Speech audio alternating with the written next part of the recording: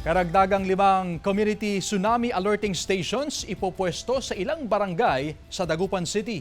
Tutukan sa report.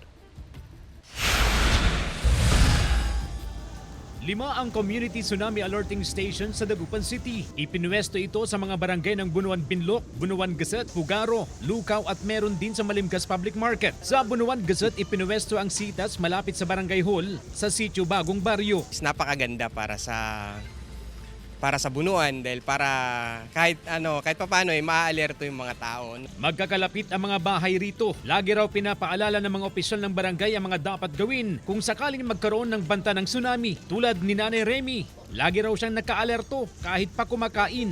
Takbo agad, iwanan yung kinakain. Siyempre, buhay muna ang ililigtas. 12 barangay ang itinuturing na vulnerable sa tsunami. Ito raw ang mga nasa critical area ayon sa CDRRMO. Kaya dadagdagan pa raw ng lokal na pamahalaan ang community tsunami alerting station sa lungsod.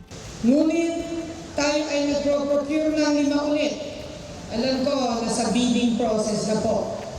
At magdadagdag ulit upang maging safe ang ating bayan. Ayon sa CDRRMO, kabilang ang Dagupan sa Manila Trench na posibleng makaranas ng malakas na lindol sa pagtama ng The Big One. At base sa pag-aaral ng PHIVOLCS, maaaring makaranas ng 5 hanggang 7 metrong taas ng tsunami. At sa oras na tumama ang The Big One, automatic daw na magkakaroon ng tsunami warning. Automatic lahat ng tsunami stations mag-a-alarm po yan. Sa oras na ito, kailangan lumikas sa 3-story building upang mailigtas ang sarili. Tandaan din daw ang mga palatandaan na shake, drop, and roar upang mapaghandaan ang sakuna. Una ang pagyanig, pangalawa ang pag-atras ng tubig sa dagat, at pangatlo ang pagdagundong ng matataas na alon mula sa karagatan papunta sa kalupaan. Kasama si Daryl Peralta, CJ Torida, One North Central Luzon.